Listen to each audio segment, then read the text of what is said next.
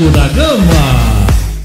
Fala família vascaína, aqui é Erasmo Romão comandando mais este Vasco 10, esse vídeo de análise desta segunda-feira, dia 2 de junho. Olha, com certeza o final de semana não foi bom, porque Vasco perdendo no sábado fica complicado, né? Jogo dentro de casa, diante de um ótimo time, de um Bragantino que fez uma partida 10, né? Uma partida muito boa e soube neutralizar ali o Vasco da Gama, que não fez essa partida ruim que estão falando. O resultado foi ruim, é claro, mas a partida, né, o Vasco teve um volume de jogo, mas faltou intensidade, né? No quesito intensidade, o Bragantino deu um show, né? Saúde, né? Jogadores rápidos, com vitalidade, sabendo o que tinha que fazer, né? O Vasco deu 20 chutes, né? É claro que errou uma grande maioria, mas 20 chutes a gol é uma marca interessante, tá? O Vasco tem tido, assim, tem aparecido bem nos ataques, né? Tem tido um melhor volume de jogo nos ataques. É claro que desses chutes aí, além desses 20 chutes, teve o Ryan. Ryan foi marcado de muito perto. O Ryan tentou alguns chutes bloqueados, né? Pelo menos 5 chutes bloqueados. Faltou calma ali o jogador. Também a intensidade da marcação do Bragantino foi terrível. O Coutinho ajeitou várias vezes para chutar, mas a marcação vinha, ele não chutava, dava um toque a mais tentando ali resolver de outra maneira, né? E o Vasco foi nessa. Por o Bragantino ter os zagueiros, né? A zaga é reserva, ainda machucou mais um, a opção foi o Verratti. Eu não lembro de outra partida do Verratti ter tantas chances numa mesma partida, ou seja, a bola está chegando no Verratti, aquele sábado a bola, quando no primeiro tempo, já com o Vasco perdeu a quinta chance, eu já vi que hoje não é dia, né? E não foi mesmo, mas a gente precisa avaliar aí os prós e os contras da equipe do Vasco da Gama. Eu entendo, gente, que se o Vasco repetir essa atuação contra a galera contra metade dos times que estão no Brasileirão, o Vasco vence. Se jogar desse jeito, pelo menos metade aí que está no Brasileirão, o Vasco vence, tá? Mas vamos lá, cada jogo é um jogo, cada jogo é uma história, e eu chamo meu amigo Gilson Santos para falar, para contar aí como é que ele viu essa atuação do Vasco da Gama, né? Esse jogo que o Vasco perdeu em 11 jogos, em 11 rodadas, o Vasco perdeu em 7 rodadas. Olha só que situação complicada é do Vasco da Gama. Chega mais, Gilson Santos, fala com a gente aí. Olá, Erasmo! Olá, você que está chegando a Vasco 10. E Erasmo, um final de semana muito triste para o torcedor vascaíno. Jogando pela 11ª rodada do Campeonato Brasileiro em São Januário, o Vasco perdeu por 2-0 para a equipe do RB Bragantino. Agora, Erasmo, o resultado não condiz com o que foi a partida. O Vasco fez um bom jogo, teve um grande volume de jogo, muita posse de bola, terminou a partida com 67% de posse de bola, deu 20 chutes a gols contra 4 arremates do Bragantino, mas as falhas individuais, a fragilidade no sistema defensivo, sobretudo falha de posicionamento do zagueiro João Vitor e Lucas Piton, foram os grandes responsáveis por essa derrota do Vasco. Logo no início da partida, aos 2 minutos, cobrança de escanteio, o atacante Isidro Pita dá uma casquinha na bola e o lateral esquerdo Guilherme Lopes chegou antecipado, o Lucas Piton chegou atrasado, o Guilherme Lopes concluiu a gol e abriu o marcador para o Bragantino. Antes dos 20 minutos, uma jogada pelo lado direito, o espaço deixado pelo Lucas Piton mais uma vez, permite o atacante do Bragantino cruzar a bola na área. O João Vitor fica olhando a trajetória da bola, a bola passa sobre a sua cabeça, o atacante paraguaio matou no peito e com muito estilo, a lá Bebeto, deu um lindo voleio sobre o gol do Léo Jardim, fez 2-0 para o Bragantino. E aí, Erasmo, parece que os minutos iniciais das partidas do Vasco da Gama tem pautado o comportamento da equipe. O Vasco, a partir daí, perdeu aí para a sua ansiedade. A equipe teve até um bom volume de jogo, produziu várias jogadas ofensivas, mas o atacante Verratti não estava numa noite tão inspirada e perdeu boas oportunidades de gols, tanto no primeiro tempo como na segunda etapa. O Ryan, muito bem marcado pelo ótimo sistema defensivo da equipe do Bragantino, não teve espaço para fazer os seus arremates característicos e não conseguiu deixar o seu.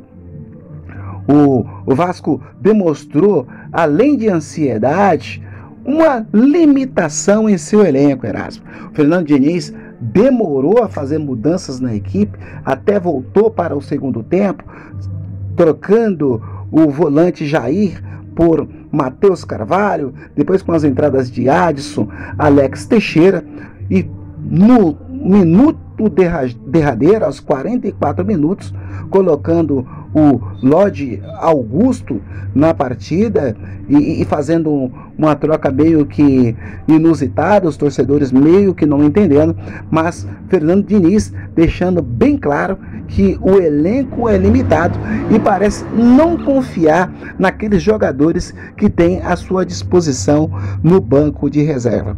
Durante o jogo, um Fernando Diniz muito nervoso, muito alterado, em alguns momentos foi visto ali dando uma sonora bronca, tanto no João Vitor como no lateral Paulo Henrique, que errava passes bobos, parece meio desfocados, e não fizeram uma boa partida pela equipe do Vasco. A cada bronca disparada por Fernando Diniz, vinha aí comemoração das arquibancadas, como se esses jogadores, como se o time do Vasco realmente não tivesse atendendo os anseios da torcida, pelo menos na parte anímica e na sua disposição física. O Bragantino fez muitas trocas durante o jogo, fez as 5 mudanças, e quando teve a oportunidade de dar um fôlego maior, de trocar o gás da sua equipe, recuperou o domínio do meio campo, recuperou o domínio do jogo, e o Vasco, sem banco, com limitações técnicas, com limitações ofensivas, não foi capaz de abrir o marcador e criar alguma dificuldade aí, esboçar uma reação sobre a equipe do Bragantino. O sinal de alerta foi ligado, o Vasco perdeu para uma equipe que jogou sem 7 titulares, praticamente uma equipe de suplentes, e que em nenhum momento foi inferior à equipe do Vasco da Gama. O Vasco, em 11 jogos pelo Campeonato Brasileiro, acumula aí 7 derrotas, chegando aí a se igualar com a equipe do Sport de Recife, que é a última colocada do Campeonato Brasileiro. Portanto, o sinal de alerta foi ligado. Próximo jogo do Vasco da Gama será contra o São Paulo na próxima quinta-feira no Morumbi, e o Vasco, se não quiser ficar na zona do rebaixamento durante a parada para o Super Mundial, vai ter que pontuar no Morumbi, vai ter que ganhar do São Paulo, porque a pressão das arquibancadas é grande, a pressão sobre o Fernando Diniz, sobre o presidente Pedrinho, e o torcedor parece não estar disposto a ter mais paciência com essa equipe do Vasco. Uma repercussão muito negativa das atuações individuais de alguns jogadores. O João Vitor muito marcado, muito criticado, um PH disperso, um Lucas Piton que falha recorrentemente ao lado do João Vitor. Então o Vasco tem muitos problemas para resolver, mas precisa urgentemente voltar a vencer, se não quiser aí conviver com a pressão da zona do rebaixamento. Tá certo, Erasmo? É isso aí, galera, você está ligado no Vasco 10 aqui no YouTube. Se você não for inscrito, se inscreva no nosso canal, deixa aquele like, né, compartilha aí com os amigos aí, faça esse canal crescer, isso é importante para a gente aqui do Vasco 10. E 10 dias, né, 10 dias até a próxima partida contra o São Paulo. Estamos na data FIFA e agora, gente, a gente preparar essa equipe aí. O Vasco teve sorte nessa rodada, apesar dos pesares, né? O Vasco teve sorte, fora do campo o Vasco teve sorte, porque o Vasco continua 15º na tabela, mas o Vasco tem a mesma pontuação de time de Z4. Né? O primeiro que está ali no Z4, o Vasco tem a mesma pontuação que é o Fortaleza, que fase do Fortaleza, né? Então, assim, uma derrota na próxima rodada pode deixar o Vasco, inclusive, na vice-lanterna, dependendo dos outros resultados, é claro. Né? Então, assim, a situação pode complicar mais. Olha, e depois de São Paulo são 30 dias, né, da data do Mundial. Então, o time vai se preparar, mas o Vasco ficar 30 dias na zona vai ser dose, hein, galera? Vai ser dose, né? Alerta vermelho no Vascão, porque, cara, tá muito complicado. E Pedrinho na seleção, é o chefe da delegação, né, e tal, todas essas situações políticas aí, então o Pedrinho vai ficar um pouquinho fora aí do furacão, mas olha só, outro problema também que ele pegou, né, seleção jogando contra o Equador fora, e vai ser complicado também. Mas olha só, galera, o Vasco da Gama a gente tem que profissionalizar esse futebol, né, urgentemente, porque o Vascaíno não está aguentando, o time só está definhando, e agora nessas janelas que acontecerão agora, né, está abrindo a janela dos times do Mundial, depois vai abrir a janela dos outros times, cara, os times vão se reforçar, e a gente tem diretor de futebol, é sempre uma perguntinha aqui, todo dia tem a mesma perguntinha, tem diretor de futebol? Não tem, não, senhor. A galera que vai fazer essa janela é a mesma galera que fez as outras duas.